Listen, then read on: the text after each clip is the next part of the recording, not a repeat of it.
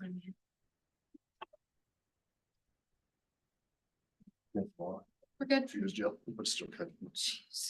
good. Yeah, I'm going to call the meeting to order. Committee of Adjustments meeting, June the 11th, 2024. Please note that this meeting is being broadcast and recorded. Recordings will be made available on the town's YouTube channel. I've asked those in the audience to make sure their cell phones are on mute or vibrate. I will introduce the staff and committee members that are here today. I will start out with our senior planner, Maria Casa Rossi. Our planner, Randy Burke. Beside me, Adam Sabansky. Oh my goodness. Ugh. Must be the licorice that I ate. Adam Sabansky, Chief Administrative Officer. Our technicians, our planning technician, Lisa Smeekins, and our planning technician trainee, Mackenzie Baird. And Corinne Nada, Chief Building Official and Interim Manager, Planning and Development Services, County of Lambton. Welcome. And I will introduce our committee. On my far right, Councillor Mike Vasey, committee member Jennifer Chirk, my left beside Adam, Deputy Mayor Nettie McEwen, and committee member Les Goldhawk. And I am the chair of this committee, Bruce Moulton. At this time, any members of the committee that have pecuniary interests, please declare them at the appropriate time. At this time, I have a motion by Nettie McEwen, seconded by Les Goldhawk, that the minutes of the regular Committee of Adjustments meeting held May the 14th, 2024 be approved and presented.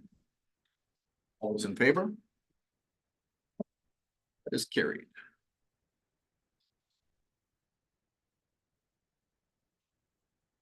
All right, we'll start out with our first application, minor variance application number A-1624. Take notice that an application has been made by Denton's Canada LLP, care of Joseph DeBono, agent for Ian Gare, with respect to the property known as Part Lot 13, Concession 2, part of PIN 43114-0484 LT, Town of Plympton, Wyoming, 0 Confederation line.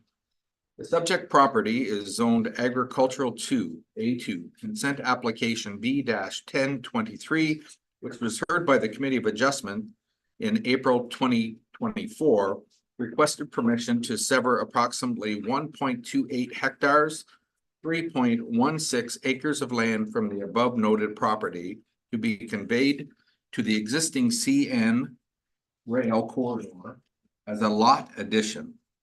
The following variance has been requested for the retained farm parcel.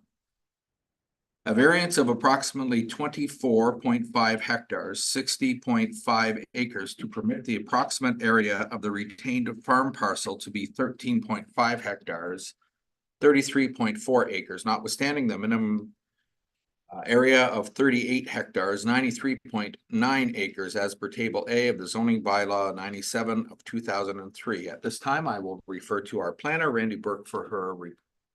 Your chair.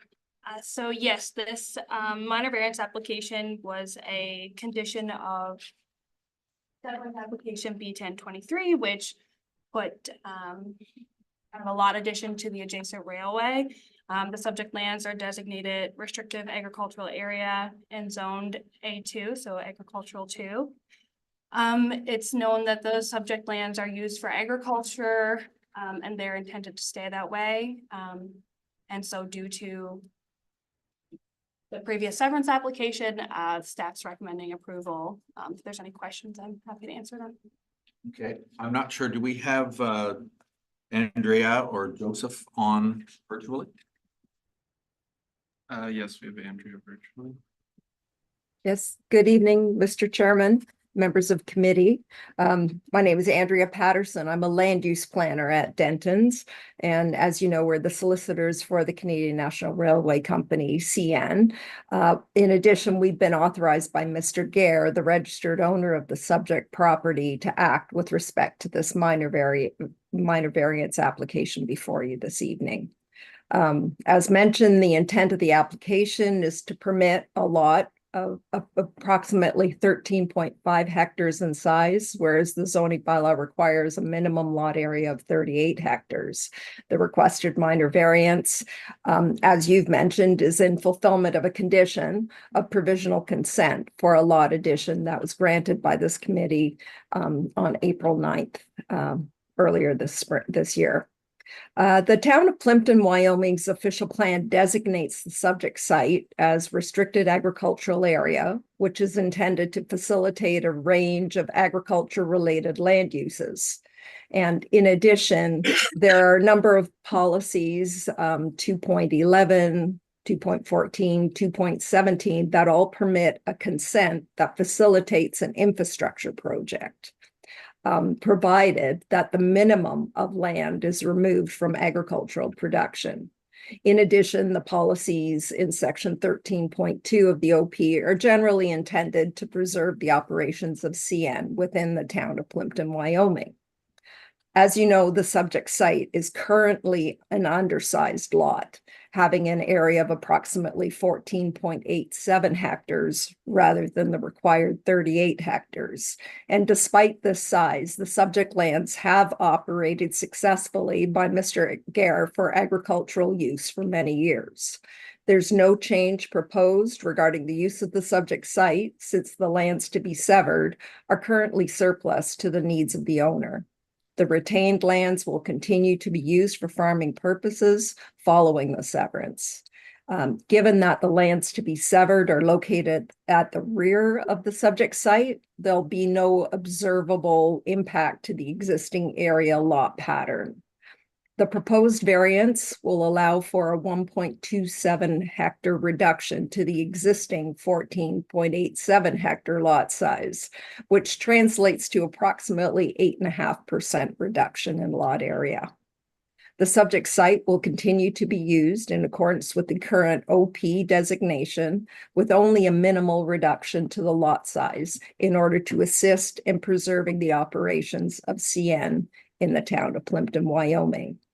The proposed variance would maintain an adequately sized lot that will continue to be used for agricultural purposes while facilitating a severance that will allow for future infrastructure improvements. The variance would not result in any change to the use of the land beyond that which is already permitted under the existing OP and zoning. And given this information, it's our respectful submission that the proposed variance maintains the purpose and intent of the OP, the zoning bylaw, and is appropriate for the development of the land and is minor in nature. Okay, thank you. Mackenzie or Lisa, any correspondence that we've received on this application? We received no correspondence on this application. Thank you. Anyone out in the audience that would like to speak on this application? I'll refer to my committee. I'll go to my far right. Councillor Basie, any questions? No questions here, thank you. Jennifer? No, Deputy Mayor McEwen? I do have a question. Has the CN decided to tell us what the use of this property might be, or is still a secret? Well, as Mr. DeBono explained at the last meeting, the use has not been determined, other than CN needs to acquire these lands. I'm just looking for the letter that we submitted. There has been no change, Deputy Mayor. So we're not gonna know what they want to do with that land. I just don't understand this whole severance procedure. That anyway, it's Right at this point, it's been agreed between Mr. Gare and CN that they'll plant trees, and that in the future, any future use will be determined in consultation with Mr. Gare. so you're gonna plant tree. The CN's gonna plant trees on a piece of property they're gonna use for infrastructure, which could be anything. And never mind. there's gotta be a reason they want this property, and I don't know why they aren't divulging that. Thank you.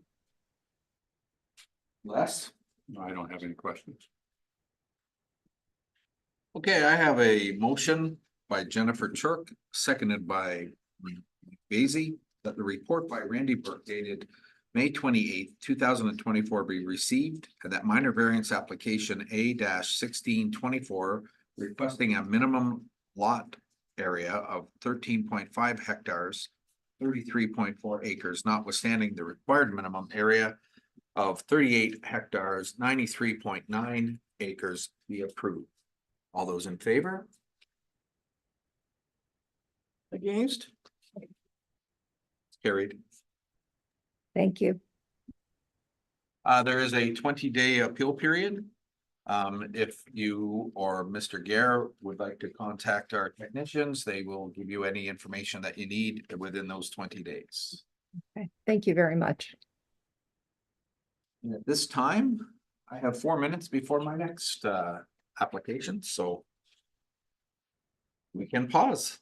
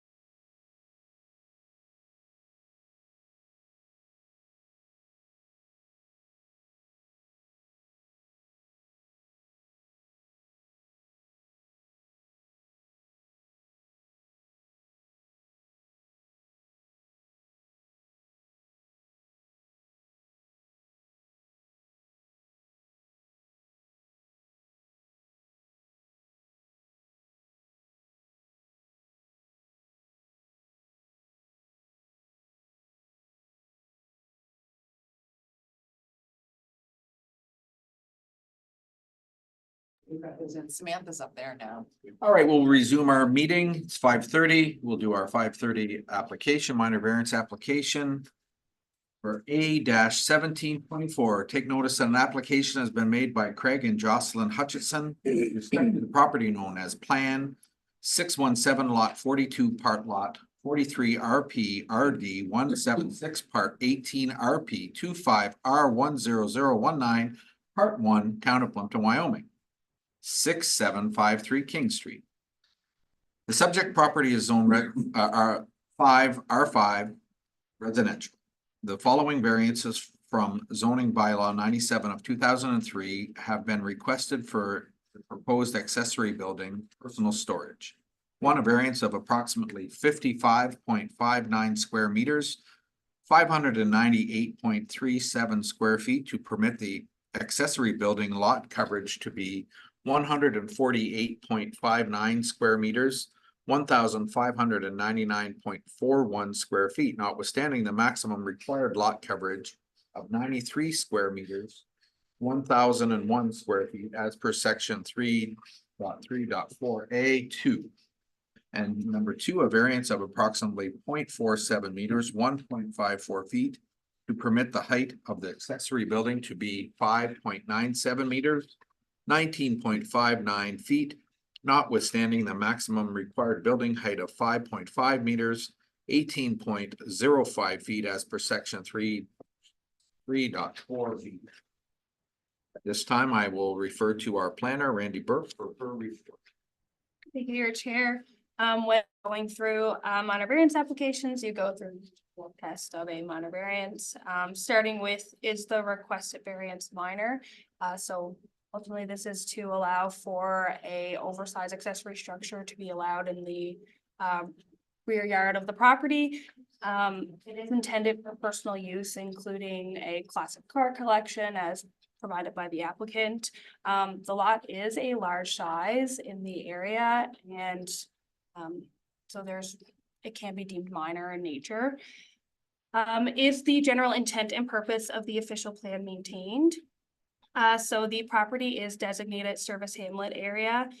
Within that designation, it is primary low residential, so single detached dwellings and their accessory uses, which this would be, so therefore it does maintain that general intent. The third is the general intent of the zoning bylaw maintained. The property is zoned R5, which does permit single detached dwellings and accessory structures. There are two accessory structures currently on the lot. They would be required to be removed to accommodate this structure. And with that removal, although it is permitted up to a maximum of 93 square meters, it also does allow up to 10%. So even with this new structure, it is still below that 10%, although still requiring the variance because it is over the 93 square meters. But that has to do with the size of the lot in the area. So there's also, when I went out for my site visit, there are quite a few trees out there. I had a fence along the way, so I don't think any visual impacts will be an issue as well to neighboring properties. So therefore, I do believe that it maintains the general intent of the zoning bylaw. And then finally, is the minor variance desirable and appropriate for development of the lands? It is designated and zoned for the property, has been deemed minor in nature, and therefore believe it's desirable and appropriate for the lands. Therefore, I'm recommending approval with the conditions in the report. Very much. Technicians, do we have any correspondence relating to this application? We've received no correspondence. Great. Greg or Jocelyn, anything to add to planner's report? No, everything was explained correctly. We're trying to get everything out of the driveway, line stuff up. It's, yeah. No. Anyone else in our audience that would like to speak on this application? All right, I will refer to our committee. I'll start now with my far left, Mr. Goldhawk. After looking at the fight, I have to agree with Randy that with those other two buildings taken down and to make way for the new building. Shouldn't be an issue. Deputy Mayor McEwen. What's the side yard and rear yard setback? So due to the height, it's 2.4 meters. So that's why it was changed on this drawing. Okay, so that will be stipulated at the time of building. Okay, thank you. That's all. Jennifer? Councilor Basie. I have no issues with this at all. With the size of the property, the house next door. I think there's one small window that'll be pointing at this building. There's a big alleyway in between, whatnot. Any issues with it? And I agree as well, knowing King Street well, big sheds are well liked there, so many have them, and it's not just a place to put stuff, but it's also a meeting place for the neighbors, so. At this time, I have a motion by Nettie McEwen, seconded by Les Goldhawk, that the report by Randy Burke, planner, dated June 3rd, 2024, be received. And that minor variance application A-1724, requesting relief from two provisions of the town of Plympton-Wyoming zoning bylaw, permit a detached accessory structure be approved, subject to the following conditions. Number one, a certified lot grading plan be submitted to the town of Plympton-Wyoming and approved by the town prior to the permit issuance. Number two, a final grading plan certificate submitted to the town of Plympton-Wyoming upon final completion and subject to the town final approval. Number three, building permit required. Applicant to apply for a building permit and comply with all requirements as prescribed by the Ontario Building Code and to the satisfaction of the County of Lambton Building Services Department. Number four, to ensure eaves troughs, downspouts and grading always maintained accordingly and within own property boundaries, no exceptions. Number five, to ensure the property is generally maintained and drained during the construction process and that drainage waters are not diverted to neighboring properties and that weeds and grass are always maintained within 20 centimeters, 8 inches or less. Number six, demolition permit required for the removal of both existing accessory structures and shall be removed before the new construction. Permit fees will be applicable. Number seven, for the detached accessory structure, personal storage and use only, no habitable space, no livestock permitted, and no commercial or industrial uses permitted. I'll call the question. All those in favor? That motion is carried. And as you heard from our last application, there is a 20-day appeal period. Within those 20 days, you can be in contact with our technicians or our planner if you have any questions. And then you can start whatever process that you want to start. I believe I'm still within hours here, so we have 7 minutes before we do our next application.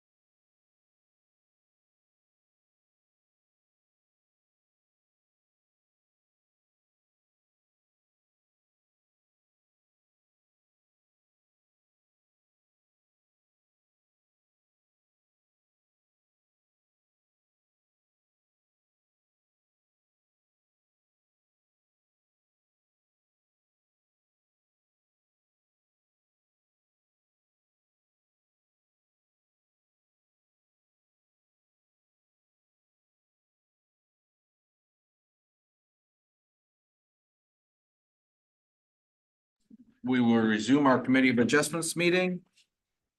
Our 5:45 application, minor variance application A-0824. Take notice an application is made by Robinson Design, Shannon Kirby, with respect to the property known as Plan 2 Block QW Part Lot 11E, Part Lot 12, Town of Plympton-Wyoming, 572 Thames Street.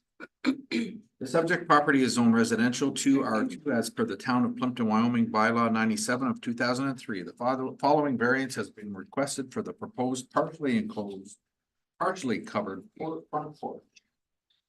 Number one, a variance of approximately 2.78 meters, 9.12 feet to permit the front yard setback to be 3.22 meters, 10.56 feet, notwithstanding the required minimum front yard setback is 6 meters, 19.68 feet as per table A of the zoning bylaw 97 of 2003. I will refer to our planner, Randy Burke, for her report. Thank you. So this application, I believe it was in the March Committee of Adjustment meeting, where they had requested a front yard variance or a front yard setback of 1.39 meters. That's my understanding that in the meeting, the application was deferred so that they could look at other options to push back the front yard setback. So they have provided a updated request and wanted to bring it back. So now they are requesting a front yard setback of 3.2 meters, making the addition, so the porch, flush with the attached garage that's there. The property is designated residential and is zoned residential too, so an addition is appropriate for the designation as well as the zone. The previous staff report also noted that the majority of the houses in the area on 10th Street have reduced front yard setbacks, so it does meet that neighborhood characteristics. Based on that and the previous staff report provided, I'm recommending approval with the conditions in the report. Happy to answer any questions. Great, thank you very much. To our technicians, any correspondence on this application? We've received no correspondence on the application. Great. You?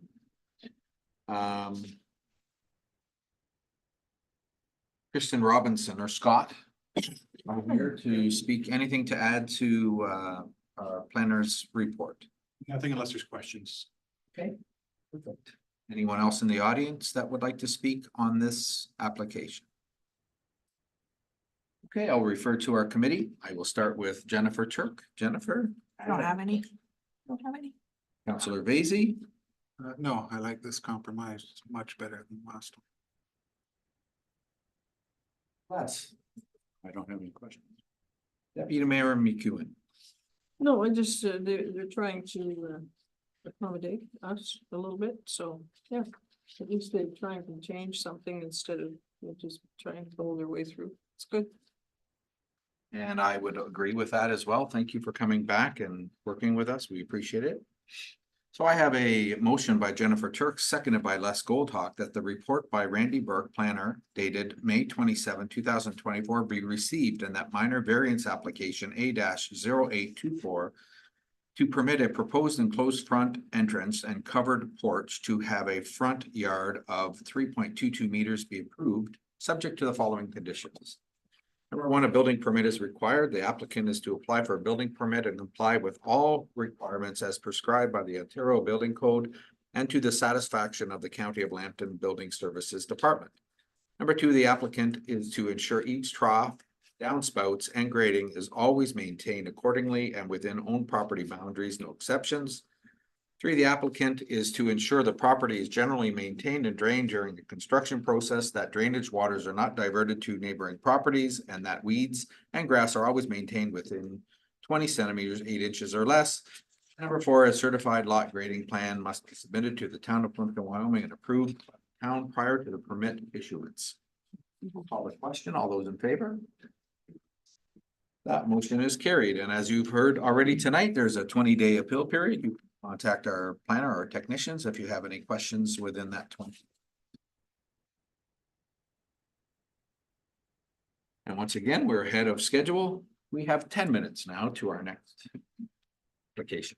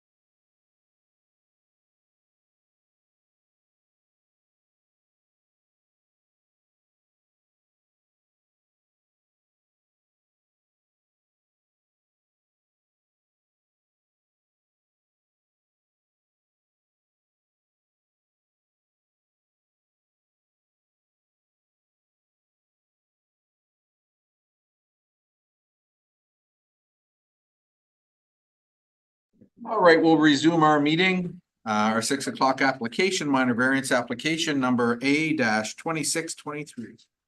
Take notice an application is made by Carl Congress, agent for 1272164 Ontario Incorporated. With respect to the property known as Concession Front, Part Lot 18, RP 25R8063, Part 2, Part 1, Town of Plympton-Wyoming, 0 Fleming Road. The subject property is zoned residential 5R5 and hazard area H.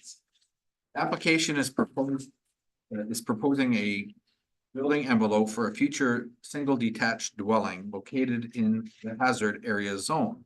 Where a single detached dwelling is permitted, the following variance has been requested. Number 1, a variance of approximately 9 meters, 29.5 feet to permit the proposed setback from top of bank of the building envelope to be approximately 6 meters, 19.7 feet, notwithstanding the minimum top of bank setback of 15 meters, 49.2 feet, as per section 3.16.1 of the zoning bylaw 97 of 2003. At this time, I will refer to our planner, Randy Burke, for her report. Thank you. So this application was also heard, I believe back in March it was not March, December, I believe. Sorry, the date's in the report. Oh, it was at March. Getting confused. But it was heard at March, where it was brought forward for a building envelope on 0 Fleming Road.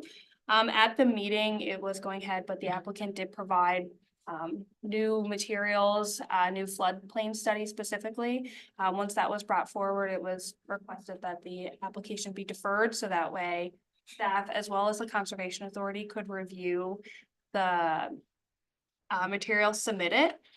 So those materials were reviewed by the Conservation Authority, and it was found that they had no bearing on the request.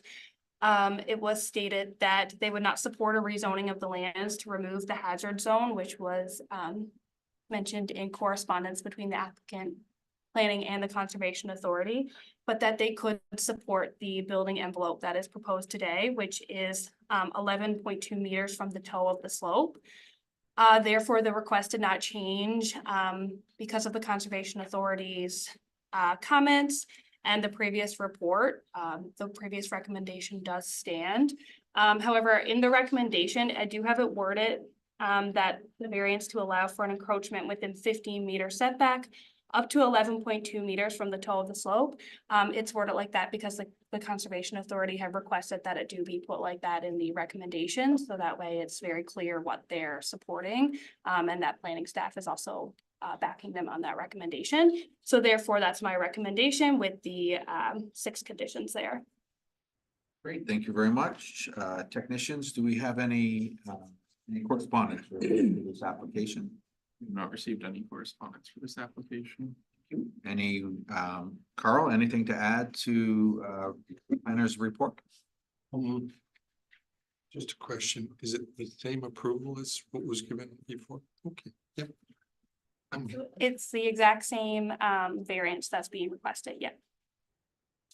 Anyone out in the audience have any anything to add to this application?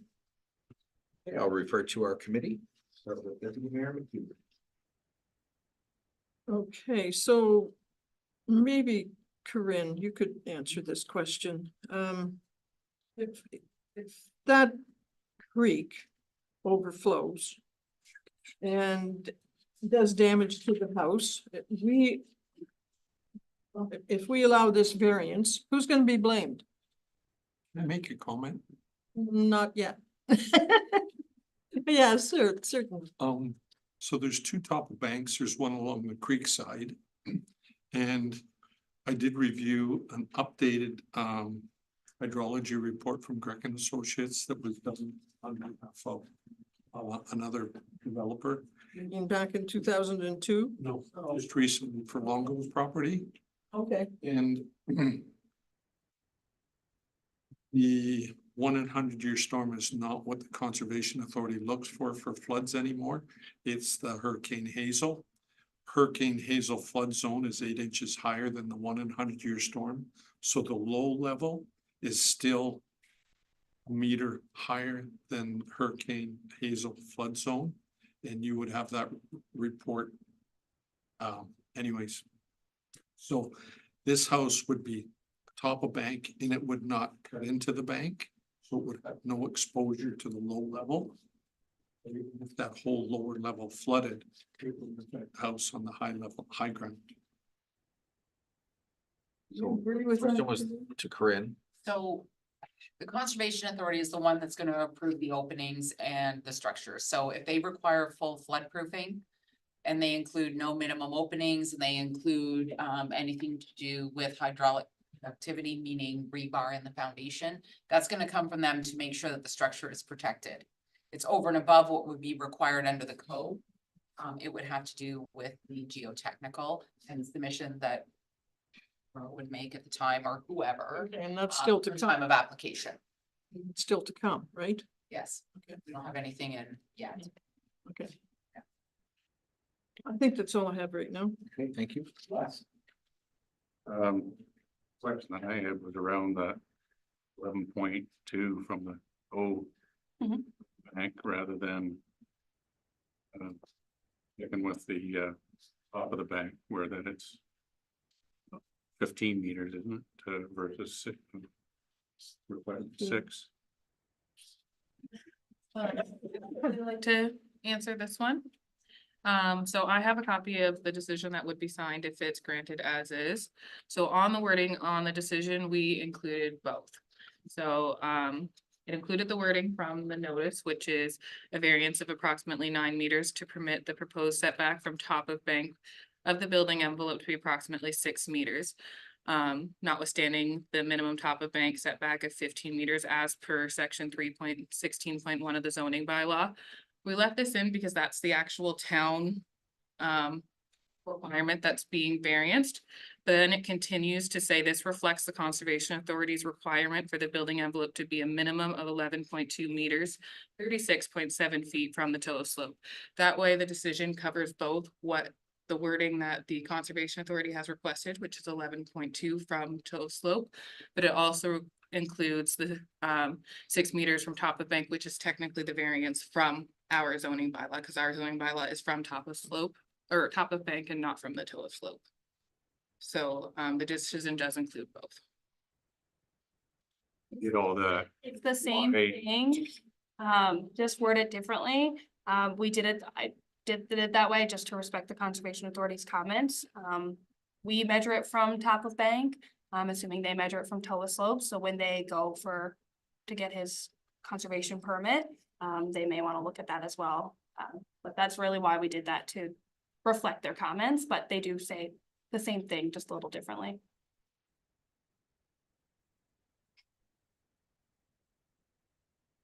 Yeah, I mean, it sounds better with the St. Clair authorities measurements, but in actual fact, it's still asking for a 9 meter.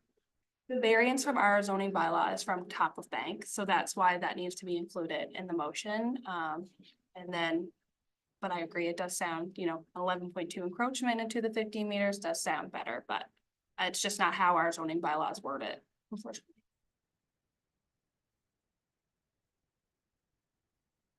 Any other questions, Les? No, so it is a 9 meter variance that's being asked for. From 15 meters to 6 meters. Jennifer? I don't have anything. Counselor Vasey?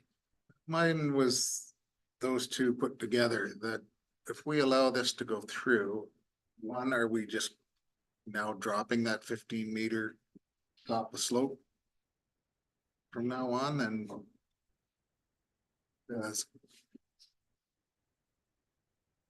you can get anyone to come in and get whatever numbers you want it to work. If we allow this to happen, and like the deputy mayor said, 20 years from now, that house now starts to slide, who's responsible? Because we allowed it to happen. Right? Sorry, did you? It's still subject to conservation and it's gonna be at site specific. So let's just say this property doesn't get developed for 15 years. We have to come back for another variance if the TOA slope and everything else and it doesn't meet what the intent of today is. So it's site specific to the situation at the time of permit application. The applicant who would want a similar variance would have to get the hydraulic done by a hydraulic engineer to prove that they are outside the flood zone. All site specific when it comes to that top of bank. Because top of bank in Blue Point is gonna be much different than top of bank at Arrow Creek. Carl? We had a geotechnical engineer do a soil study for stable slope analysis. And it's undisturbed brown clay and it's very, very stable. So it's not as though it's something that could shift readily. It's like rock. We built roads out of it over. Anyways, it's very stable. Engineers reports. Deputy Mayor? Yeah, just in answer to Mike's question there, that if we allow this, allow all the rest, each minor variance is dealt with on its own merits. Just because you allow this one doesn't mean you have to allow the next one. His name might be different. No, I'm just kidding. My only comment is that, obviously the Sinclair, Conservation Authority is, usually the ones that, no, they would be the ones that would be coming up with the restrictions or however whatever's going to be built on there, they would give direction, in conjunction with, the county, so I don't have an issue. Can I have one more Sorry, go ahead, question? yeah, you I can. couldn't figure out how many feet it is from the side yard or from from Fleming. How many feet has it got there? It's 8 meters to the lot line or to the road or what do we got there? The lot line, so 8 meters. So it's for a car to sit there, but isn't there a slope there? So 8 meters is 26 feet. Yeah. It's not a slope? At one point it is a slope. Lot line doesn't go to the ditch. Oh, okay, all right. All right, It goes to that fence line. okay, all right, the fence is on the property, okay, yeah. I'll be quiet now.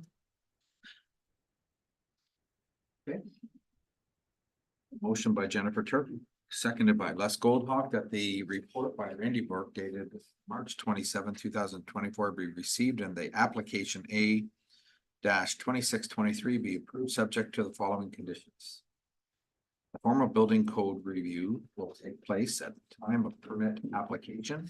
This will include all spatial separation and limiting distance reviews, and fire rated building materials may be required due to the proximity to the adjacent lot line. The 2 certified lot grading required at the time of conducting a dwelling. 3, ensure eaves, troughs, downspouts, and grading is maintained accordingly and within own property boundaries, no exceptions.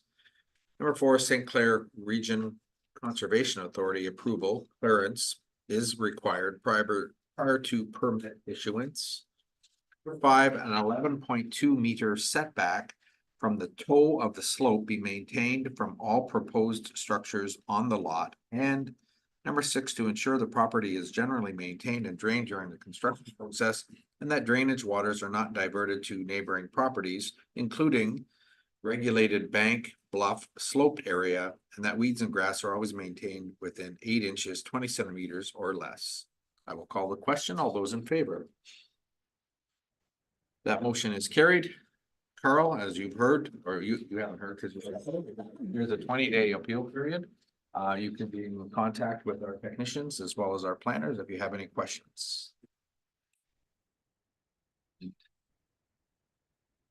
have less than a minute to our next application. Going to talk about this.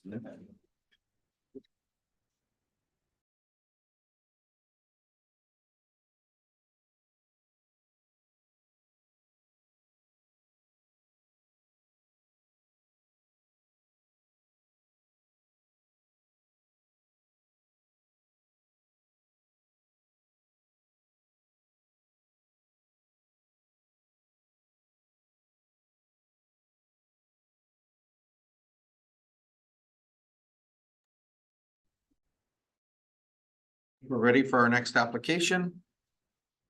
Minor variance application number A-1524. Take notice an application was made by Eric Thielens. Did I butcher that? Thielens, sorry. First, won't be the last. Agent for Stacy Bergeron with respect to the property known as concession 6W part lot 19 RP 25R4342 part lot, town of Plympton-Wyoming, 4875 Michigan line.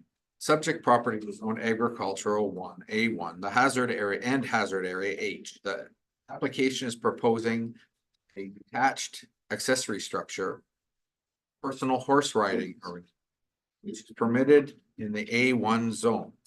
The following variance has been requested. We want a variance of approximately 3 meters, 9.84 feet, permit a height of 9 meters, 29.53 feet, notwithstanding the maximum permitted height of 6 meters, 19.69 feet, as per section 3.3.5A2 of the zoning bylaw 97, 2003. Not a white Camry out there making. No, it's Brad's Bronco. I thought it was mine. To a variance of approximately 885.4 square meters, 9,530.37 square feet to permit a floor area of 1,075.4 square meters, 11,575.51 square feet, notwithstanding the maximum permitted floor area of 190 square meters, 2,045.14 square feet as per section 3.3.5A3 of the zoning bylaw 97 of 2003. At this time, I will refer to our planner, Randy Burke, for her. Thank you, your chair. So the proposed request is to permit a personal riding arena on the property. And as mentioned, it does require the two variances from the zoning bylaw. So the variances are required. So the lot is designated agriculture 1.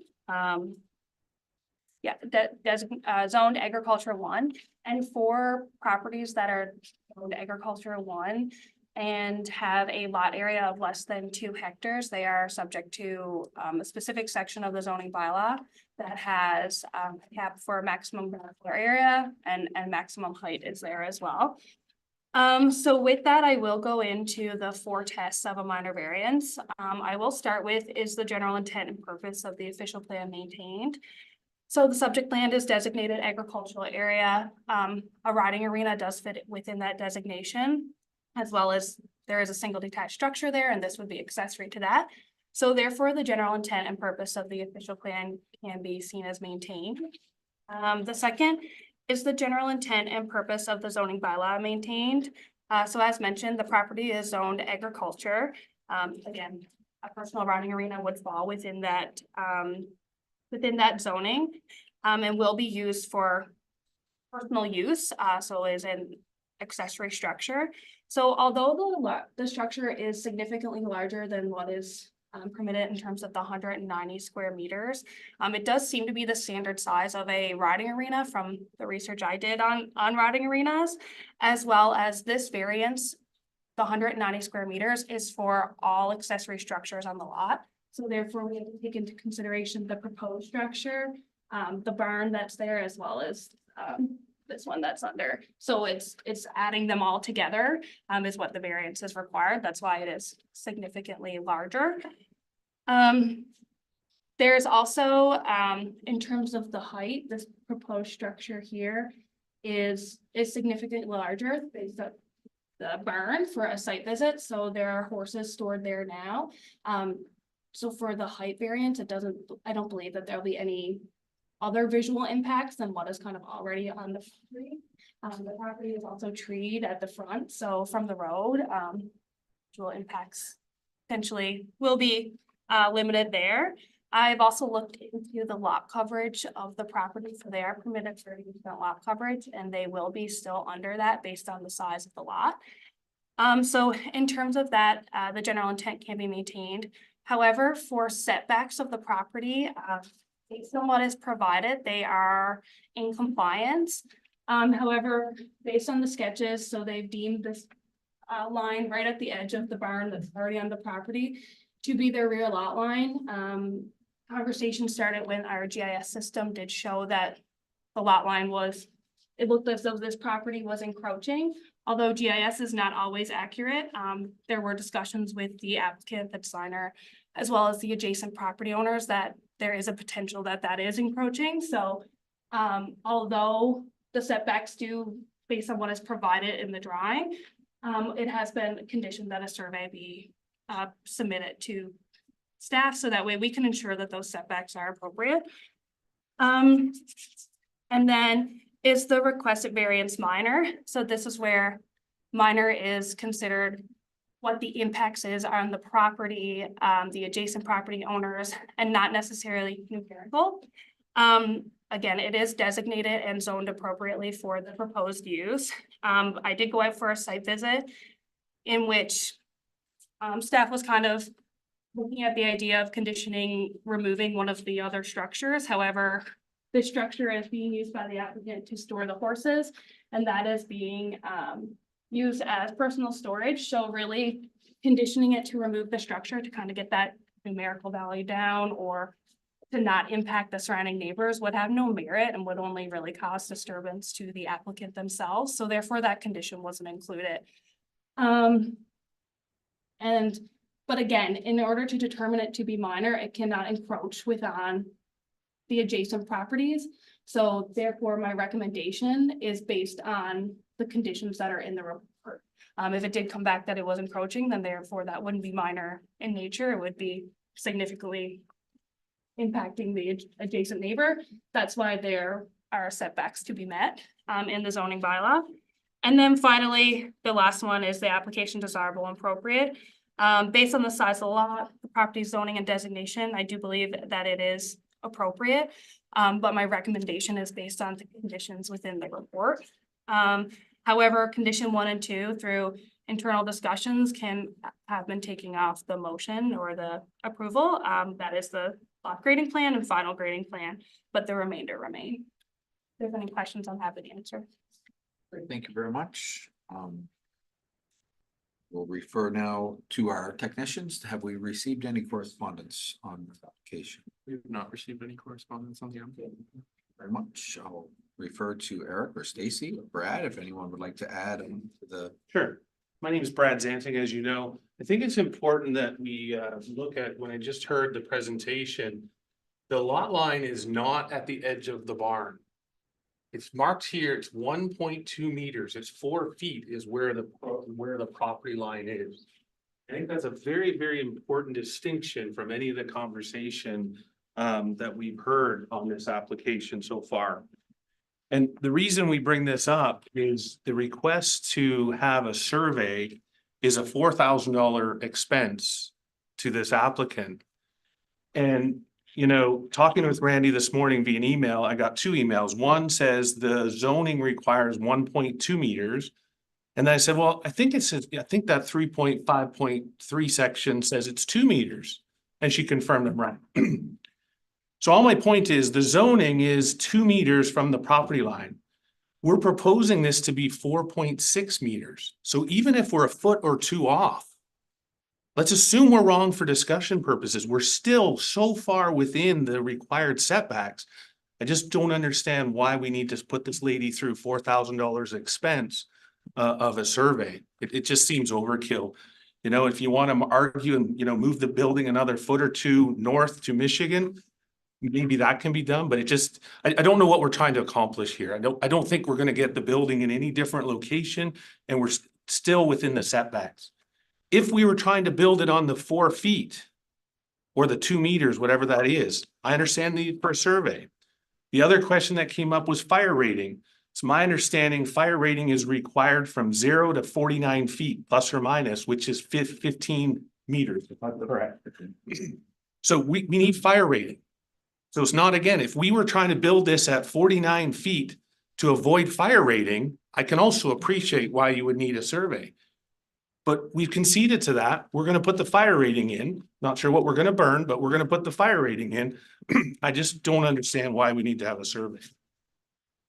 I would agree with the surveying. We are 4.6 and I established the south property line, just behind, Randy there. It does jet out a bit. I've actually, the south property line, I've established just as the south of the bulk part of the existing 125-year plus barn there.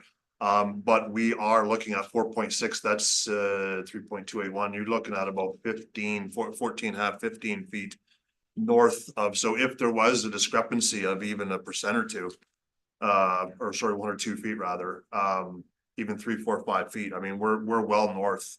The proposed structure is well north of any property line. And I'd also like to say too, I mean, I don't know, going back 125 years, I'm not sure what would have been in terms of historical data. But that property line, that must have been somewhere established right on there. Because when those lots were severed, I don't know how long ago. They've got to be close, and I just don't see them being 15 feet off, but here we are. I would agree with Brad's comments on that. If we were close, which we're not, and in terms of conceding to the firewall, fair enough. I don't overly see the reason why either, but fair enough. We have conceded to that, and we'll in the building permit process, we'll address that. But in terms of the survey, I would agree that it's between $3,000 and $5,000 for what I feel is a little unnecessary. So, Thank you. Anything on that, Randy? Through planning's eyes, there needs to be a starting point as to where to measure the setback from. Again, there were conversations with adjacent property owners, as well as the applicant or the owner as well, that there is a strong possibility that building is encroaching on the neighboring property. So therefore, that's why the condition has been put in. I'm happy to answer committee's questions if there's more. Okay, thank you. So just in response, if I may, so are you suggesting the existing barn, like we know that the little lean-to on the back of the barn that's on the picture is encroaching on the neighbor's property. We get that. Right, but this new structure is nowhere near the property line. I don't understand. Again, the survey would be to confirm, so there's a starting point as to where to measure the setback from. Although I understand that the setback is over the 2 meters required. Depending on how much is encroaching or we don't know because there's no survey and there's no proof of where that property line is. We don't actually know where the setback is. I'm comfortable with my recommendation with the survey. Thank you. Staff have made the conservative recommendation to council to ensure that the applicant doesn't have to come back for a minor variance if the problem arises and the property line is not where they anticipate it being. The applicant has drawn out their opinion of where the property line is and given you options. So you have both sets of information in front of you. We could only deal with what information we had at hand at the time. And at that time, there was no clear location of the property line. That's Ms. Burke's recommendation. I'll refer to our committee. Les, budget. Seems to be bouncing around the property line. But, what was the comments from the adjacent property? Or is that I don't think we've received any. They didn't submit any formal comments. There was a phone call, but there was no formal comments to be heard from in front of the committee.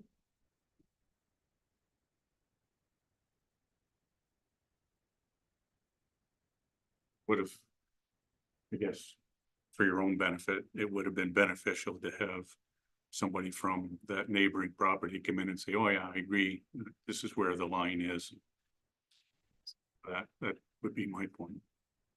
Sorry, so we had, there was a survey done in 2007 on the adjacent property, on my neighbor's property. And the idea was that through conversation with Randy, we were going to try and obtain that. But through the conversation, I was informed that the survey was not valid. So could not be used to determine my property line. So there is a, sorry, go ahead. The survey that was done by on your neighbor's property did not include your buildings as it was not for your property. So that's why it wasn't applicable to this application. It was also obtained by them, and a survey is property of the person who obtains the survey and the person who creates it. So we're not able to give out information of a private survey that was obtained by another individual. So would the south end of that survey, not to say that it would be, but is it fair to say that it would, more further our point if that south survey line was approximately, I guess where, I know you're not, you can't divulge that information, but I'm curious as to where that south survey would be and if it's in line with what we proposed there, or 15 feet to the north where it shows on the GIS, because seems to be a discrepancy on where the GIS has the. Out a survey of your particular lot, including the buildings, we can't know where this line is in relation to the buildings. Just because a survey for another lot doesn't include what is on your property. Deputy Mayor McEwen. Yeah, okay, the lean-to, is that whole southern part of the building, or is it just the white part? If I may, the lean-to is actually not even shown here. It's really, really small. My black line goes through it. So this is the outer building here. If I were to, would you be able to zoom in on that at all? There was another. Yeah, see, you can't even see it. It's right here. It's on the line. It's tiny. The line covers the entire 4 feet. 10 by So I have to agree. I think a legal survey is extreme. And I'd be satisfied if you move the building north 10 feet, that way you'd be safe. It would save, like it's quite a bit, quite expensive getting a legal survey. And if you can satisfy us with moving that building north, proposed building. That's the. Oh, I see, okay. Very small. If anybody else wants to see. It's their piece of it. Anyway, that's what I would suggest, so. Everything else is fine. Councillor Basie. Talking about that other survey for the field behind. Doesn't include their buildings. If their buildings was on that survey, it would tell us there's an encroachment. Not necessarily. A survey is just to depict where the lot lines are for a property. Right, so if he knows where his lot line is, it'll be this lot line as well. And without the permission of the neighbor to give us the authorization to use their private property, which is the survey, we can't utilize it. Anyways, we would need special permission from the neighbor to say, you are eligible to use my private property, which is my survey, to be able to determine that lot line. So the fact that there is a survey for a neighboring property is kind of irrelevant because we have no permissions to use it. If they get a written thing from that neighbor to use that lot line, can they use it? That was listed to the applicants as well. I'm not sure, but in terms of it would really depend on the type of survey that the adjacent property owners had, if the structures will be located, if it's just their property bars. It really is dependent on a number of things. But that was suggested to the applicant to reach out to the adjacent property owner. I guess this is where I have an issue, that I buy this property. I have to have some kind of survey or something tell me where my lot lines are.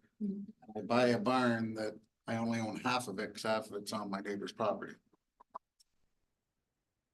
So back in the day, where did that come from?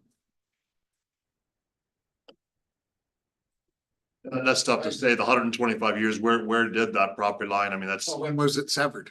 Is where I'm getting at. And then even when you bought the property, pretty sure you didn't buy it 100 years ago. That, there's gotta be some reference to how deep it is and all that kind of stuff, so. Yeah, and the only other issue I've got is, I guess I'm jumping over you, Tim. The eaves troughs part, if they're gonna put a Quonset hut in, how are they gonna put an eaves trough? There's not going to be eaves trough. I can, Yeah. it's just if there Yeah. is any trough, it shall be directed onto the owned property. If there is, just saying, if it's just a general grading condition about taking care of your own water, that's all it is. Just if there's trough. Jennifer? I don't have any comments. I'm fine with the conditions as they wrote. Just if it assists, Renee, but Oh, I was just going to mention that if that survey was done on property next door, wouldn't there be a survey stake that they could go by? Like, there's gotta be a survey stake somewhere. My Like, and then you find that, then you know where your lot line is. If, I think.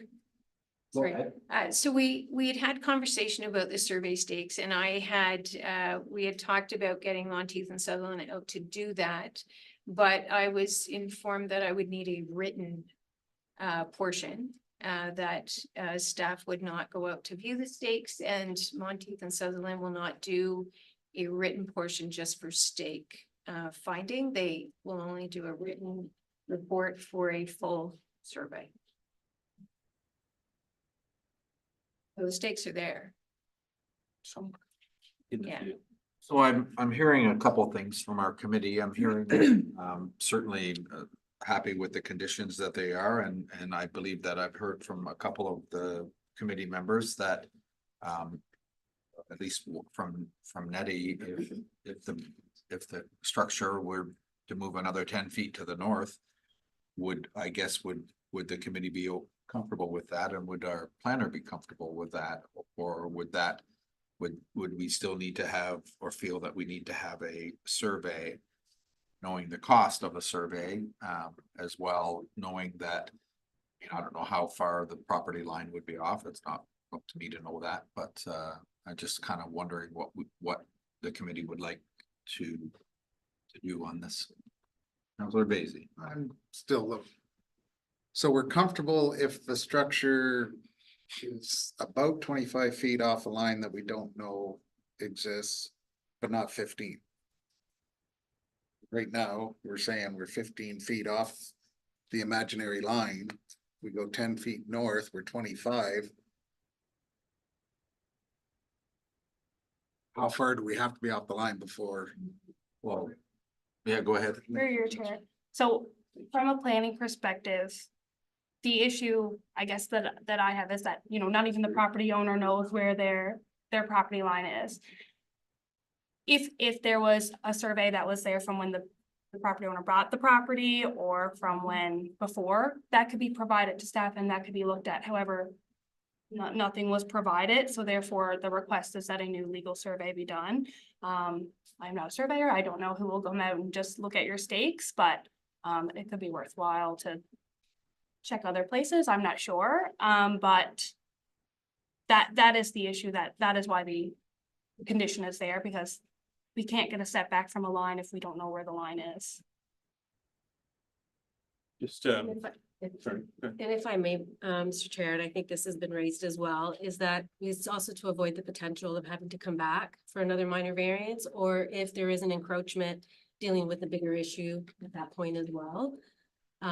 There has to be a line established somewhere in order to be able to determine where the building can legally be set back from. And there is no other document other than a survey that can establish that for staff legally. Two points of, to answer, hesitantly, but we'd be willing to move it to 10 feet if that resolved it, around the survey. But even things like Jim Saul's Chicken Barn that you guys just approved very recently on that minor variance, you didn't require a survey, and there was no survey there done to do the math calculation from the neighboring property lines to run the MDS calculations.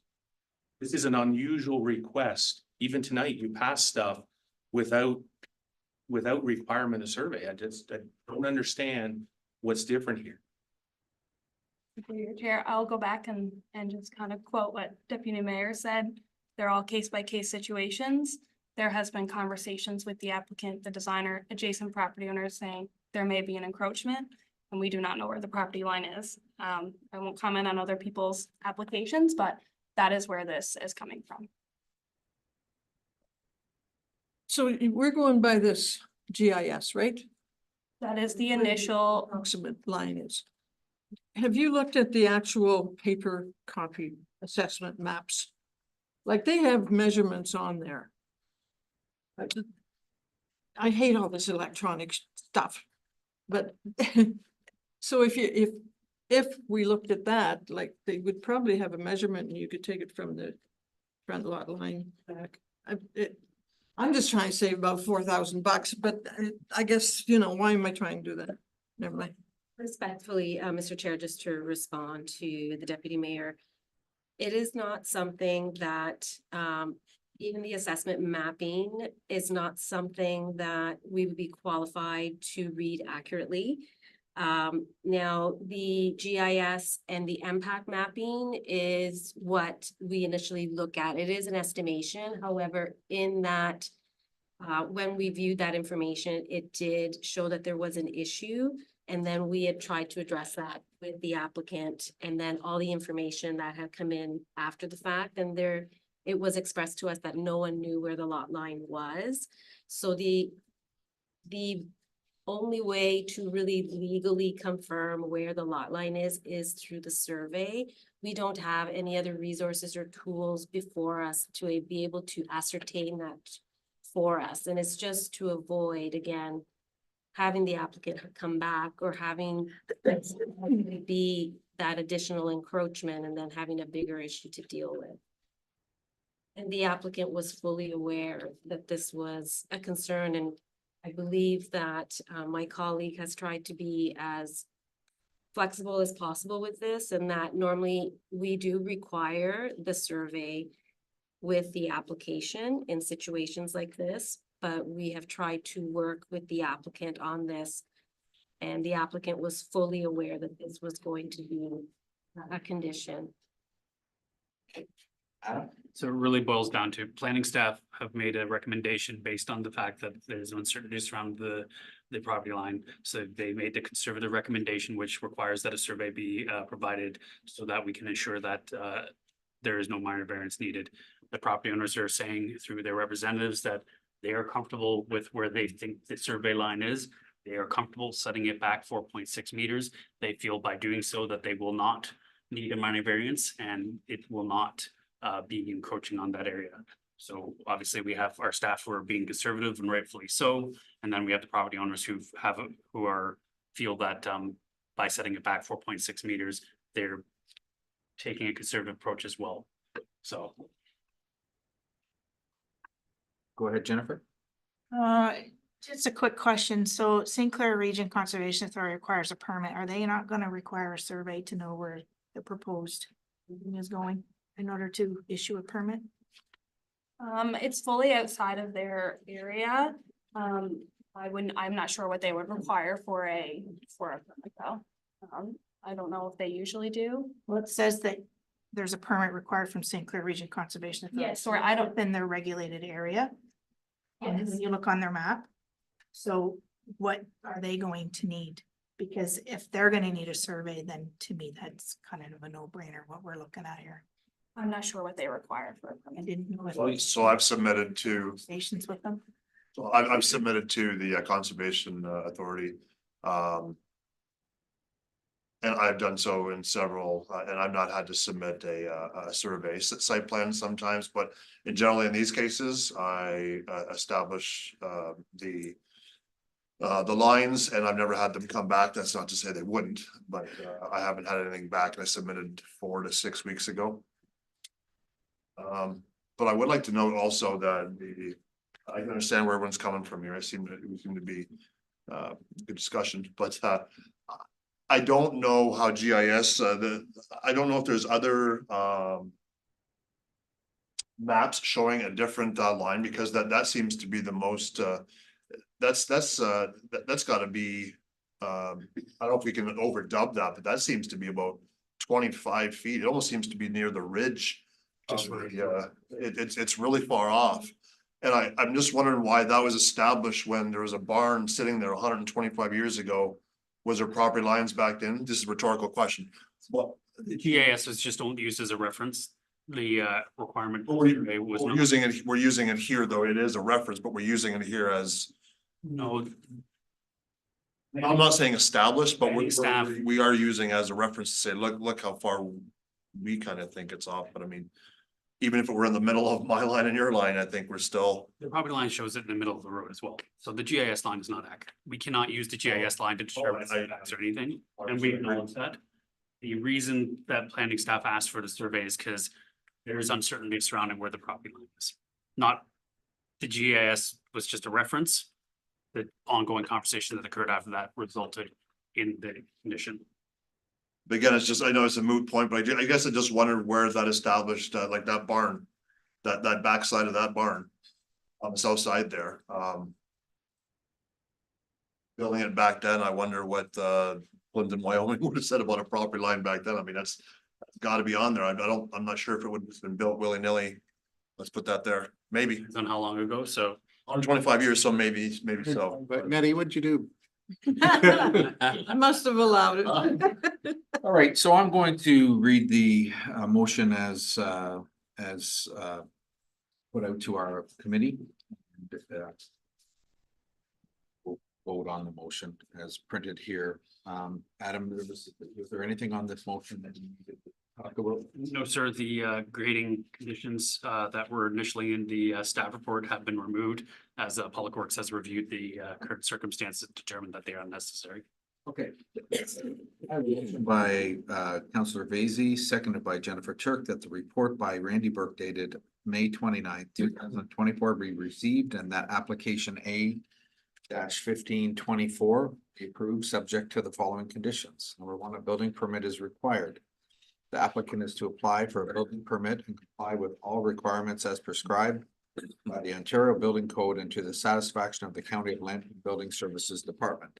Number two, St. Clair Region Conservation Authority permit required before building permits can be maintained. Number three, a legal survey must be submitted to the town of Plympton-Wyoming at the property owner's expense to confirm lot boundaries and setbacks to the satisfaction of the town of Plympton-Wyoming.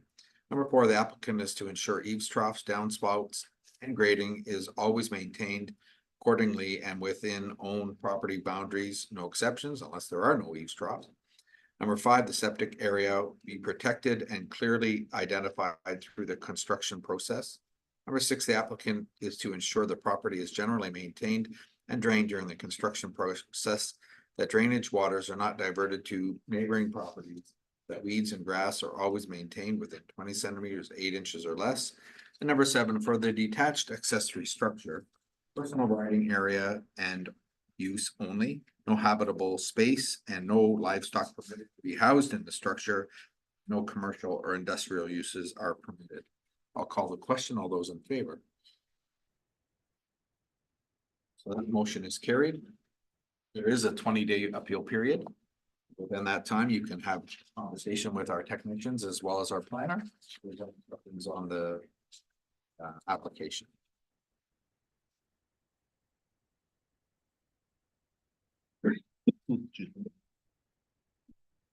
Okay, I'm gonna move to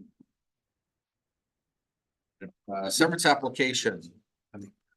E-1424. Pig notice and application is made by JN Ventures Limited with the respect to the property known as concession front part lots 50 and 51 RP 25R-10926 part lot part 1, Town of Plympton, Wyoming, 5706 Lakeshore Road. Applicant is requesting permission to sever a proposed lot with approximate frontage of 103.3 meters, 338.9 feet, and approximate area of 2.032 hectares, 5 acres from the above noted property.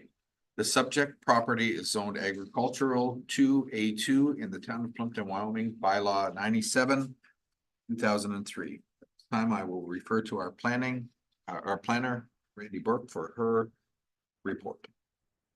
Thank you, Your Chair. So this is a consent application looking to sever the end property here. Both the retained and severed lands are proposed to be used eventually for future development. In the County of Plympton official plan, they are designated in the Lakeshore development area that does permit residential use, as well as does have some limit on development in the area. So once it gets severed, there will be a condition to rezone this, the severed piece of property, because it will no longer meet the requirements. It's currently zoned agricultural too, but that does require, it no longer meets the intent of the agricultural 2 zone. So a rezoning is a condition of this application.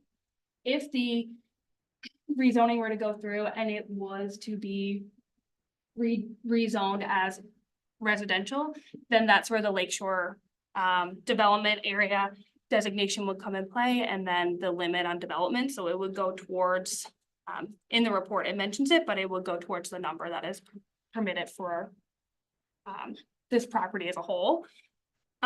In the town of Plympton-Wyoming official plan, it's designated Lakeshore residential area, which does permit residential uses, does permit small scale commercial uses that serve the immediate needs. However, again, in the report, it is recommended that the property be rezoned to residential. However, the condition states that pre-consultation will be had, so that way we can meet with the applicant and provide council with the appropriate rezoning for the property. Based on that, the recommendation is for approval with the conditions in the report. If there are any questions, I'm happy to answer those. Okay, thank you very much for your report. Go ahead, Adam. Add the Ms. Burke's report, Public Works have removed or confirmed that a number of the conditions have been met. In regards to the registration of the municipal drain, the drainage superintendent does not feel that is necessary given the rural characteristics of the property. Also, the drainage superintendent and our public works staff have confirmed that the water service is on site and active, a storm service is on site and active, and obviously sanitary sewers are not available in this area, so it is not feasible to have the developer meet that condition. So those conditions have been striked out. They remain in the staff report due to that it was published after those that information was determined, but it has been removed from the conditions in your approval tonight. That's condition 1 and 4. I'd have to have it in front of me, but in regards to so service needs. Condition 4 was the only one that's actually removed from the motion. I believe it's 1 and 9 would also just be marked as clear because you met those. So even they could stay in as conditions. And then we'll just conclude an email from our Public Works Department in the file saying this is cleared. We can confirm that there is water on it.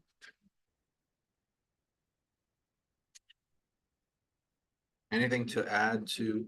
One includes water and sewer. Well, sanitary sewer is not possible, so No, I that know, but has to be. so it's gotta be.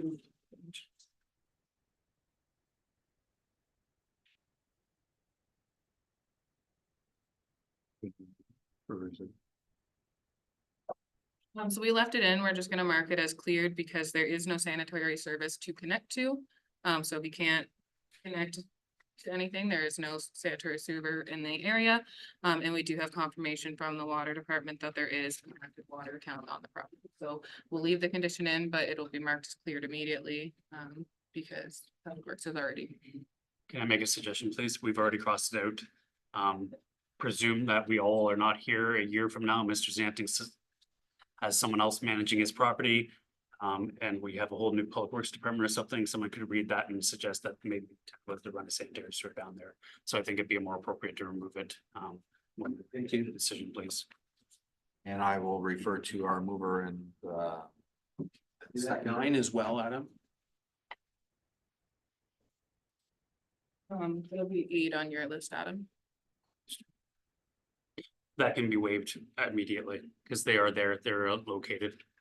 So again, Public Works will email planning staff tomorrow.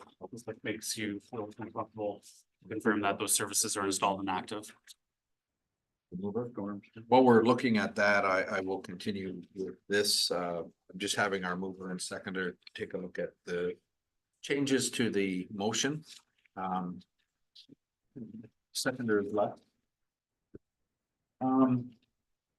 So Brad, anything to add to Randy's report? Little bit frustrated on this rezoning request. Staff and this committee have been well aware this was intended or should have been. Back on February 21st, I have an email from Lisa referring to Patty's agreeable to applying for 60 acres as a minor variance rather than 66 in the case there's a further severance of the shed off the retained parcel. She did, you know, and she goes on. So this has been working on since January. Last week is the first I heard about a zoning change request. So I guess my concern is making this now as a condition that we're in January of 2025 before they tell me what they'd like in a zoning request. I just don't understand. There's lots of properties in the agriculture area, including the houses beside Lamrecton, or Sundance Estates that are A2 in the official plan. Like, I don't know why we need to change it. It's there, it's functioning. It seems like another application. So my request would be to remove the zoning requirement. It's not needed. It's fine the way it is. Isn't it because this is sitting, sorry. Is it, this is sitting in the residential development area? Is that? So it's designated Lakeshore residential area, but the zoning doesn't match. It's zoned agricultural too. So through the severance, it's been communicated that a rezoning would be required. So that way it meets the intent of what the property is to be used for. We have made it so that way, you know, pre-consultation can happen. So that way we can have a conversation with the applicant to move forward with what the proposed future uses are. However, a rezoning is required and has been made aware to the applicant as well. Thank you. Anything to add to that, Adam? No, I can, the trigger here is, and whether or not it was clearly conveyed by the previous planner or not, is the official plan and the zoning don't line up if the severance goes through. So because you have a severance application was creating a new lot, you need to ensure that the future lot meets the official plan designation. To do that, it requires a rezoning. It will be residential to meet the official plan. It's just a matter of working with Mr. Zanting to confirm which residential zone meets and then bring that to council for approval. It does not have to be a long process. It's something that we can work through relatively together and fit it into our current planning schedule. So I would suggest it would not take till 2025. We can definitely work with you to move that forward. Anything else to add, Brad? Well, I just don't think it's necessary, but you know, it doesn't really matter what I think. I just, you know, and as far as what was expressed by the previous planner, you know, went back through all my emails and stuff specifically prepping for tonight, and there was no correspondence or emails respecting about a zone change. So I'm not sure. Last week's when the planning report came out, just before that, when Randy, you said, well, you might want zoning. And then last week we had other conversations with Adam and Marie that they don't even know what zoning to put this in because residential doesn't work. You know, I'm not sure what even zoning. So I would like to address that, Mr. Chair, respectfully. So what was conveyed to Mr. Zantik at that time was that he would need to come to us to advise how he would like to rezone the property. Certainly, we can assist in the process and provide information and options based on what his wishes are. Planning does not provide applicants with a determination on what they need to do. The applicant needs to come to us and tell us what they would like to do, and then we move forward on that basis. But certainly planning cannot dictate to a property owner how they would like to use the property. We can advise on what the current zoning is and what the current designation is to ensure that they're aware of the permitted uses for the property, but we do not dictate to owners on how they need to do that. They need to advise us on how they would like to proceed. So that is what we tried to convey at the meeting. And I just wanted to offer some clarity on that because certainly planning does not want there to be a perception that we are dictating to people on what they have to do. We just provide the facts in terms of what is possible based on the policies and regulations. Thank you. Any correspondence related to this application? We received no correspondence.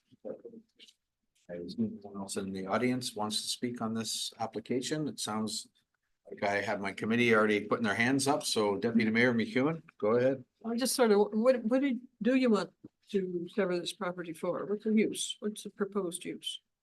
My plan is to sell it, so really depends what a buyer wants to do with it. I would So, assume 5-acre parcel, 5-acre parcel with the shed. no plans to create new residential lots. It actually matches what the LDA 3 policy talks about with the maximum of 25 residential units on the entirety of those lands. Perfectly matches along that. The only thing that bothers me is that your 25 units, whatever were discussed quite some time ago for this property. Those municipal sewers went all along the lake shore to prevent development like that. To stop contamination of what's that creek that's right beside that property? That's where the contamination was to begin with, and it ended up with sewage in the lake. So we end up with municipal sewers, and now this property, you want to develop 25 lots on with individual sewer systems. It doesn't make any sense to me, and this is one of those things that's happening here. If you break that up at 5-acre parcel, it's going to have a separate sewer system. So I think if I can, sorry if I interrupt, in the specifically in the OP, and I believe both in the county and the town, it's specifically allowed to have private septic services. So I don't that's long, that ship sailed, that's done. yeah, well, my ship didn't sail yet. Right? It was part of the subject. Okay, fine. And it's clearly in the OP policy, so I don't think we can rediscuss what's in the OP policy. Any other questions, Deputy? No, I just don't like to see the contamination into that creek. Les? My question would be around. This is part of that parcel that has. I don't know, how many is it? 20, 25? 25 is the cap on the LDA 3 policy. Would this be considered one? If there is a building, a residential use or a residential house on this property, it would be considered one of the 25. The owner builds 2 or 3. That it's separated. You have to come back to this committee to get approved severances, So which if would not it's, be in the LDA, which not meet the LDA, which likely I cannot speak for my planners on a technical perspective, but on the very layman's term, likely would have to be couldn't be supported due to it not meeting the official plan. so it would be designated as like one residential property. That's what we'll likely work towards through the zoning, yes. Okay. Any other change would require changes to both the official plan and the zoning as well. Nettie, did you, or Les, are you done? No, that was it. Like I just. For somebody purchasing the property, I guess that would be above board and say, you know, it'll supply one dwelling. So. Yeah, another thing, I just thought of actually. So you create this 5-acre parcel with a big shed on it, right? Aren't you supposed to have main permitted use to be residential? So, okay, that's why your rezoning comes in, correct? No, I'm just trying to understand this, okay. Yeah, so the rezoning initially is, because it no longer meets the intent of A2, it's not an agricultural lot, it's not proposed to be used for agriculture. That would be something that would need to be addressed if it was to go through a rezoning to the residential zone. Okay, all right, thank you. I think Jennifer? Bradley. My mother doesn't even call me. I'm happy that you're a developer, but I wish you'd come with a plan. And have all your ducks lined up before you start asking for all this stuff, because it makes it hard to make decisions. And I know where you're coming from because you're not sure exactly what you're gonna do with it just yet. But it definitely makes it easier, not only for us, but for council and for staff, if you have a plan and you know what it is that you're wanting. Because right now, as I'm seeing it, why couldn't we rezone him site specific for agricultural if we're gonna continue to use it for agricultural? But the moment you don't use it for agricultural and you use it for residential, then you're gonna have to go through another rezoning for I residential. think the conversation last week was there would be some sort of site-specific zoning that would probably encompass all of that, but I don't know. We didn't get very far in that conversation. The conversation kind of broke down. I don't know how you'd be able to rezone it for all the uses that you think you might use. If you have a concrete plan for the uses that you are intending to go towards. If you want agricultural to be still use it for agricultural, then it'd be site specific agricultural. If you want it to go to residential because it's future development, then it'll be residential. I just don't want to see you go through all these applications and spend all this extra money and your time and The problem is again, I think it's, what does a buyer want to do with this property? So you want to try to build a zone if that's the approach, which is why my view is don't do anything on zone. Leave it as is, as A2, right? They're saying it doesn't match agriculture use. I get that. But that's. It doesn't today, it doesn't today, and you sever it tomorrow and it doesn't the next day. It doesn't change. Anyway, But- that's my view. It was site specific to A2, so you could do A2, I don't know, 99, I don't even know what site specific number. Yeah. That's so you can still use it as agricultural until you're ready to, Joe Blow comes, buys it and wants to develop it into residential, then you It won't or be- the potential buyer would. It won't be into residential, like as far as on a subdivision there. I don't believe that. I think it'll be, my view would be, it'd be one person putting an estate house up with a home-based business out of the shed. That's what I would see personally.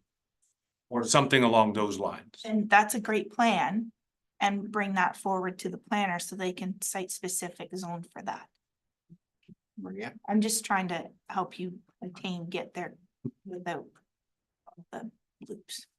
So the way that the conditions that my colleague has put together are structured, it does provide for, if the applicant is not ready to move forward with the rezoning your timeframe, and it will give the applicant ample time to be able to consider options, depending on if he has a buyer lined up and depending on what the buyer is to move forward with. Obviously, the purchase of sale agreements and also the planning act does allow for a potential purchaser to also, make that request, and the purchase of sale agreements can be drafted to that effect. But there is, it's not that the condition will expire tomorrow. There is a 2-year time frame, and within that time, perhaps the applicant will be able to narrow down their options. Thank you. Anything else, Jennifer? No. Yeah. Go ahead, Adam. And correct me if I'm wrong, because we did discuss agriculture. If we were to do a site-specific agricultural zone, would that be in compliance with the LDA zone or LDA designation? Would we need to do an OPA on that to allow for that? So we would need to, if I may, sure. Before responding, I think we need to know fully what is being proposed so that we can take a look, do a full scope of everything. It's very difficult to be able to answer hypotheticals when we don't know all the details. And because we don't want to be in a position where we're promising something without having all the information before us. So I think we wait until the applicant has fine-tuned his proposal, and then that gives staff an opportunity to review everything and also do some outside consultation if needed with relevant agencies and departments as well. Okay. Anything, Councillor Vaizey? Well, I'm looking at it that we're being told all the time to discourage big estate lots. And as soon as I saw this with the building, some guy's gonna come in, pop a nice great big house on it, and we lose another 5 acres of farmland. We're not losing it. We're not gaining 25 houses that. You can't put 25 house on that 5 acres. It's 25 on the whole property. That's the problem. This is what you anticipated for this property as large estate lots when you pass the OP. It's in the OP. Anything else? No, So Brad, I'm just gonna ask you just a question. Do you I mean, do you want to go forward with the motion now, or would you like to? Zoning? Well, my preference would be to have the motion modified, take out the rezone. I don't think it's necessary. That would be my preference. Yeah, I don't think that's gonna happen. Could. From what my committee is, I don't think that's gonna happen, so I'm giving you an option here. Of what would you like to do? I'm gonna go by other than the recommendations that we've already taken off, which is the sanitary service and the storm sewers and whatnot. I'm going to go by the the recommendations that are written in front of me, so. Well, I'm gonna Asking trust for- Adam saying that we're gonna get to it next week on zoning, so I didn't think he said next week, but I'm sure that's what I Our heard. discussion next week, zoning next week is over. okay, so I guess. you're comfortable? I guess. I got a motion by Jennifer Turk, seconded by Les Goldtop, that the report by Randy Burke dated May 31st, 2024 be received. And that consent application B -1424 requesting permission to sever 5 acres from the lands known as 5706 Lakeshore Road be approved, subject to the following conditions. That the owner satisfy the Plympton-Wyoming Public Works Department, and that water connections be provided to the lot in the compliance with the streets bylaw. Number 2, that the owner satisfied the Plympton-Wyoming Public Works Department with respect to individual accesses being located on both the retained and severed parcel and installed in compliance with the streets bylaw. Number 3, a cash in lieu of parkland dedication fee is paid prior to the stamping of the deeds. Fee is to be calculated as per the Planning Act, and the value of the land is to be determined by an appraisal carried out by the town appointed appraiser. The applicant is responsible for all costs associated with the appraisal. Number 4, all Drainage Act assessments applicable to the lands be reapportioned between the retained lands and the severed lands according to the agreement provided by the towns, signed by the respective property owners of each of the retained lands and the severed lands. If the parties cannot mutually agree to the apportionment, or if the town does not approve, the town shall instruct an engineer in writing to apportion the assessment among the parts into which the land was divided, and the applicant shall pay the engineering fees for such apportionment. The fees will be paid prior to the stamping of the deeds. Number 5, a copy of the final RD plan or survey be submitted to the town of Plympton-Wyoming. Number 6, a copy of the deed and survey must be submitted to the secretary treasurer in form suitable for registration. Number 7, additional severance fees as required by the town have been paid before the documents will be endorsed. Number 8, the severed lands be rezoned and that pre-consultation take place. And number 9, the conditions must be met. The survey and deed be presented within 2 years from the date of the decision, or the consent will lapse. Right. The very first condition you read is the one that had relation to the sanitary service. Yes, I crossed off, it was crossed off and sanitary service. Oh, just that, just those words, okay. Yeah.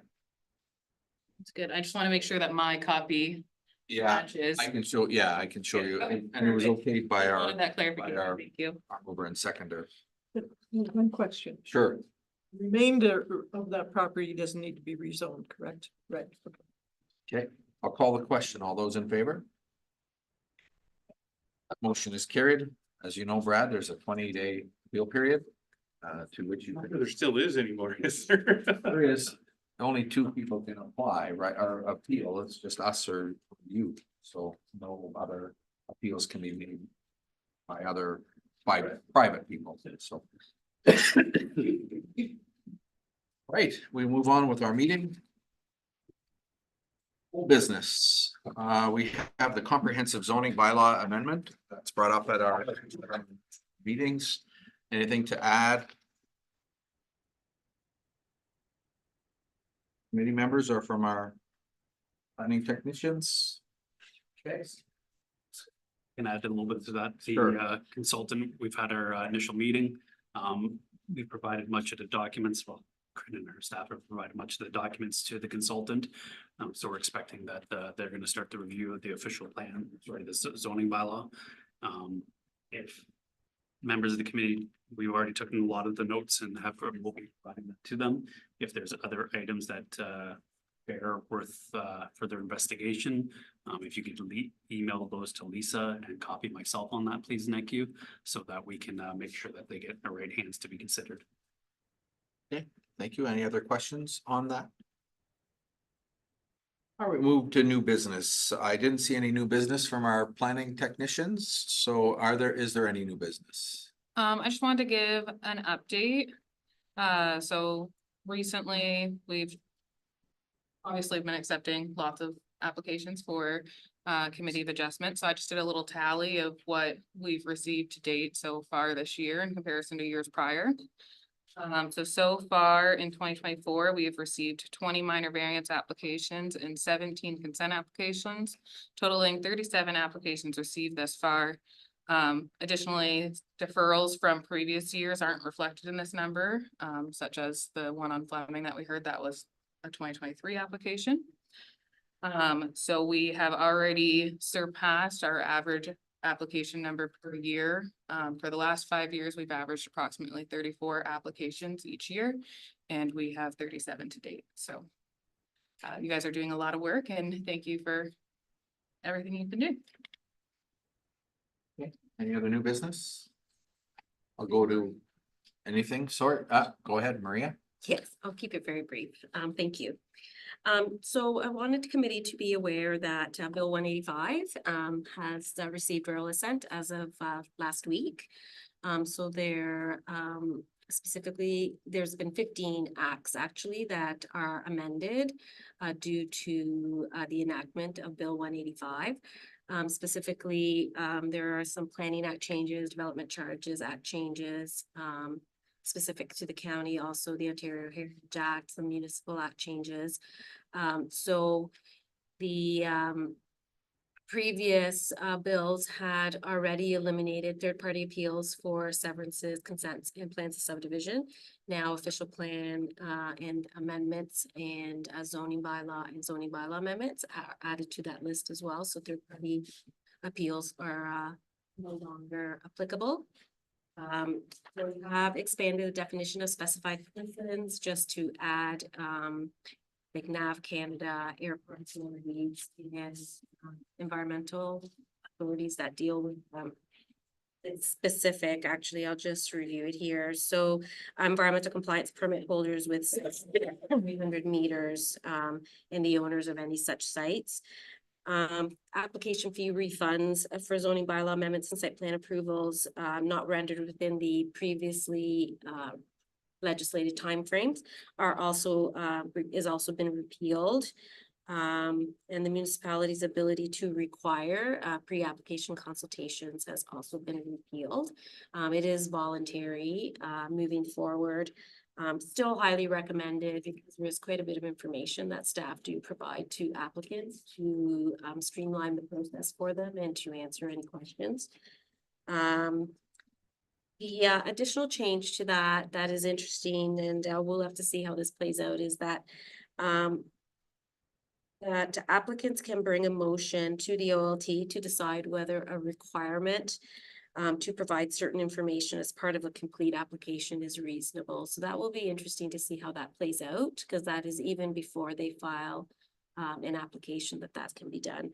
So there's additional, not all of this is applicable for committee, but I think it's important just to be aware of these. But another additional one is that applications for official plan and zoning bylaw amendments that propose addition of land to a settlement area can also now be appealed to the OLT. There is a use it or lose it provision, which I think most municipalities and planners alike are pleased with this, just allowing municipalities to implement a lapsing period. We already have it for site plans. Some municipalities implement it, some don't. Usually it's a 2-year lapsing period, but they're making it mandatory now for plans of subdivision as well. So if a building permit isn't issued within a prescribed period of time, which right now they're saying can't be less than 3 years, and that's also pending a regulation that might be coming to specify a time frame. So this will just strengthen a municipality's ability to withdraw servicing capacity allocation from those who do not use it, and then reallocate it to those who are ready to move forward with development. So a lot of these changes really that are coming forth are basically to push forward the province's goal to see an additional 1.5 million homes by 2031. And there are some additional exemptions or at least some ministerial powers that so the Planning Act has been amended to allow the minister to have some additional powers that may actually trump municipal zoning standards, but those have not been, that information in terms of regulations, they haven't been proposed yet as of June the 6th of this year when this bill was enacted. So that's just a few of the highlights. It doesn't cover everything, but it's just a few of the highlights. Just wondering, Maria, would it be possible to get that sent to our committee, just the bill itself? And if, I know it's extra work, but No, that's fine. but if maybe it could be starred on the, maybe star highlighted just some of the things that maybe will affect. And I guess my question would be, how will that change your practice or the practice of planning when it comes to that bill? And how would it affect us as committee of adjustments, I guess? So I am preparing, I have drafted an information report to council, and in that report, the Bill 185 is referenced, as well as just a review of the highlights. It doesn't cover all of them, but from Osler. So if now that's going to council at the end of the month. So if that would be all right to. We could put copy the committee on that and then provide it and recommend reading as part of this committee. Would that be all right if it's on? That'd be great. Agenda for the next committee meeting? Okay. Well, yeah, I won't be at the next committee meeting, but if there's opportunity to maybe open for discussion, maybe the one after that would be good, or unless the chair of the committee wants to look after that at the next meeting, it's up to them, but it would be nice to have opportunity. If it's not going to council until the end of the month, then probably won't give much time for just a couple weeks for the committee to read it. So maybe we could leave time in our agenda for August to have our committee ask any questions or with reference to that report.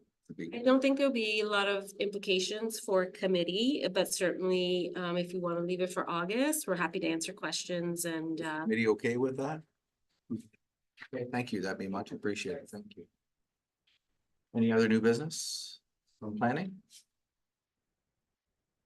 All right, I'll go to Corinne. Anything over there from the county? Is the interim is that still the title for you? The title. Well, for now.